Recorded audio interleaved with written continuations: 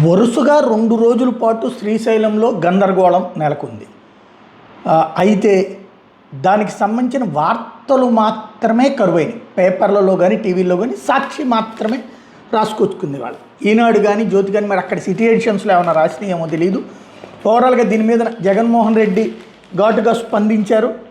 శివభక్తుల మీద లాఠీచార్జ్ ఏంటి అంటూ ప్రశ్నించారు. చంద్రబాబు సర్కార్ పాలనలో శ్రీశైలంలో శివమాల ధారణ చేసినటువంటి భక్తుల మీదన పోలీసులు దాడి చేయడం బాధాకరమని చెప్పి జగన్మోహన్ రెడ్డి ఆవేదన వ్యక్తం చేశారు. ఈ ఘటన రూపంలో ప్రభుత్వ యంత్రాంగం ఘోర వైఫల్యం బయటపడిందన్నారు. దురదృష్టవశాత్తు చంద్రబాబు నీచ రాజకీయాలు పవిత్ర ఆలయాల ప్రాంగణాల్లోకి చొరబడుతున్నాయని ఎత్తి చూపారు. తిరుమల లడ్డూను పదే వివాదాల్లోకి లాగి రాజకీయ లాభం పొందే ప్రయత్నం చేయడంతో కోట్లాది భక్తులు మనోభావాలు దెబ్బతిన్నాయని, ఆలయ ప్రతిష్టకు భంగం కలిగిందని, ఈ ధోరణి ఇప్పుడు రాష్ట్ర వ్యాప్తంగా అన్ని ఆలయాలకు వ్యాపిస్తోందని వివరించారు.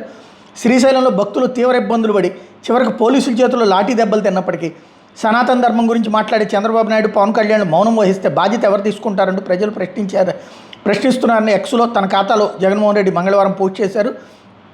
ఆంధ్రప్రదేశ్లో టీడీపీ పాలనలో శివమాలధారణ చేసిన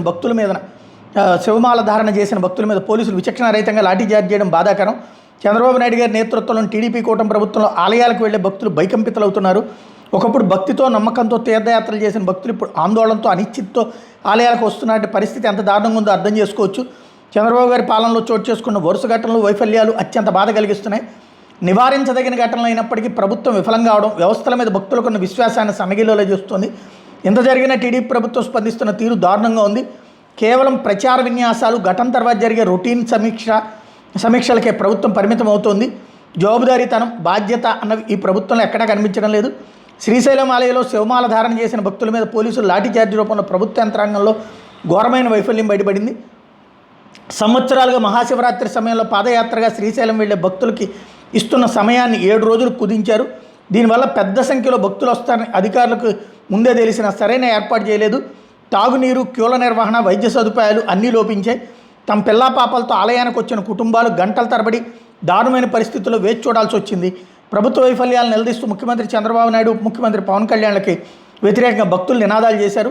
భక్తులకు ఉపశమనం ఇవ్వాల్సిన చోట పోలీసులు బలప్రయోగానికి దిగారు. దర్శనానికి వచ్చిన భక్తులను లాఠీలతో కొట్టి తరిమారు. రాష్ట్రంలో తిరుపతి సహా అనేక ఆలయాల్లో గతంలో జరిగిన విషాద ఘటనల తర్వాత కూడా భక్తులకు సరైన ఏర్పాటు చేయడంలో టీడీపీ ప్రభుత్వం పూర్తిగా విఫలమైంది. 2025లో ఆంధ్రప్రదేశ్లో ఆలయాల్లో జరిగిన విషాదాలు చూస్తే అంటూ తిరుపతిలో 2025న వైకుంఠ ఏకాదశి దర్శనం టోకన్ల కోసం తొక్కిసలాట, అలాగే వరాలక్ష్మీ నరసింహస్వామి ఆలయం సింహాచలంలో ఏప్రిల్ 30, 2025 చందనోత్సవం సమయంలో నూతనంగా నిర్మించిన నాసిరకం గోడ కూలడంతో 7 భక్తులు మృతి చెందడం.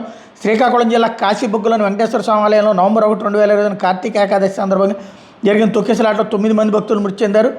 ఇవి కాకుండా ఆలయాల్లో అనేక ఘటనలు జరుగుతున్నాయి. జాగ్రత్త పడాల్సిన తగిన చర్యలు తీసుకోవాల్సిన ఆవశ్యకతను వరుసగా జరుగుతున్న ఘటనలు ఎత్తి చూపుతున్నాయని ప్రభుత్వం తీవ్ర నిరీక్షణలో కూరుకుపోయింది అన్నటువంటి విషయాన్ని ప్రధానంగా ప్రొజెక్ట్ చేసుకొచ్చారు. అదే సందర్భంలో దీనికి సంబంధించినటువంటి వ్యవహారం మీద ఇప్పటికైనా చర్యలు తీసుకోండి అన్నటువంటిది సూచిస్తున్నారు.